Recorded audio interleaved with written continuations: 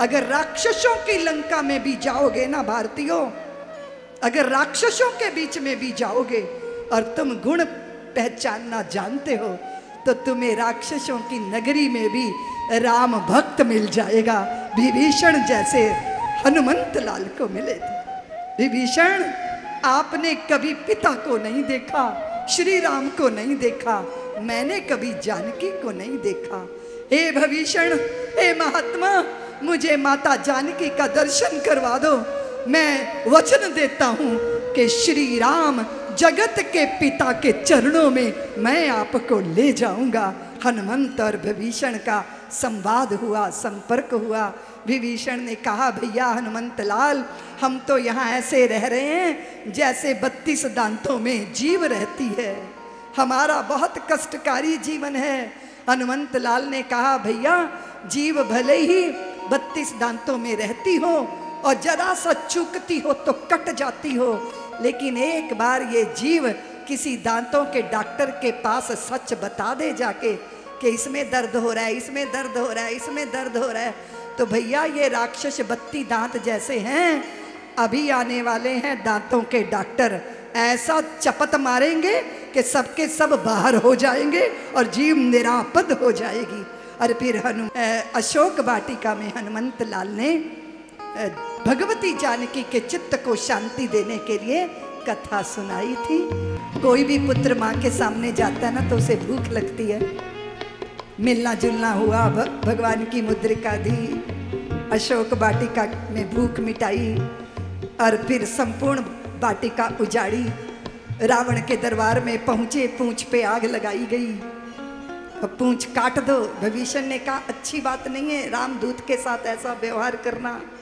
तो शराबियों के निर्णय देखिए जरा, सारी लंका से राशन पानी, तेल, कपड़ा, हनुमान जी की पूंछ, क्योंकि त्रिजटा ने बताया था कि एक बानर आया था, लंका जला गया। हनुमान जी वृक्ष पे बैठे सोच रहे थे कि मेरी प्लानिंग में तो ये था ही नहीं, ये तो नया प्रोग्राम है। और फिर व्यवस्था हो गई, जहाँ जहाँ से तेल कपड़ा आया वहाँ वहाँ लंगर का प्रसाद पहुँचाना चाहिए। इसलिए संपूर्ण लंका में कूद कूद कूद कूद के भवनों के ऊपर हनुमंत लाल ने लंका को आग के हवाले किया था। बादल उमड़ घुमड़ के आ गए थे। हनुमान जी बोले, इंद्र तुम्हें शर्म नहीं आती? इधर मैं कार्य कर रहा हूँ लंका जलाने का और तू पानी लेकर आ गया। इंद्र ने कहा, हनुमंत लाल बादल तो आए हैं पर बादलों में जल नहीं है, पेट्रोल है, जहाँ भी गिरेंगे वहाँ और भड़केगी। ऐसी हुंकार मारी, सारे राक्षस भयभीत हो गए और हनुमंत लाल वापिस आए। लंका को जला जलू के हनुमान जी से पूछा श्री राम ने, हनुमान उस पार कैसे गए? प्रभु आपने राम नाम अंकित मुद्रिका दी थी ना, उस बल पर मैं उस पार गया। तो फिर ये बताओ हनुमान इस पार कैसे आए? माँ ने चूड़ामणि दी थी ना प्रभु, मैं चूड़ामणि के बल पर इस पार आया। तो ये बताओ, भगवान मुस्कुरा के बोले कि लंका कैसे जल गई? हनुमंत लाल ने कहा, प्रभु जानकी मैया के हृदय में आपके विरह की आग लगी हुई है, उसी आग ने लंका को जलाकर भस्म कर दिया, इसमें मेरा कोई योगदान नहीं। और फिर विभीषण शरण में आया, संत की बात तो मानी नहीं, पर जब भाई ने लात मारी तब भगवान की शरण में आया।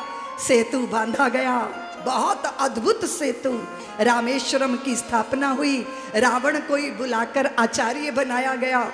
और सेतु जब बना, इतने भालू बानर, इतनी सेना कैसे चलेगी?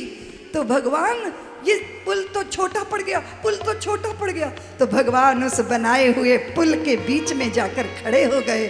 तो सारे सागर के जितने भी जलचर थे, मगरमच्छ थे, बेल मछलियां थी, बड़े बड़े कछुए, वो सारे के सारे उस पुल के पास आकर ऐसे जम गए।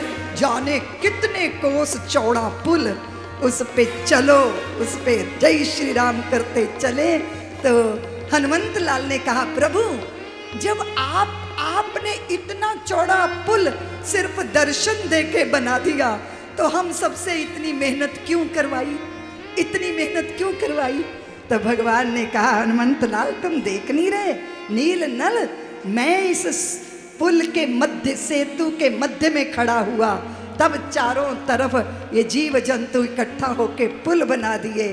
स्मरण रखना हनुमंत लाल, मेरी कृपा का पुल तभी बनता है जब तुम पुरुषार्थ करते हो। मैं पुरुषार्थ के पुल पर खड़ा होके कृपा का सेतु बनाता हूँ। ये है राम सेतु।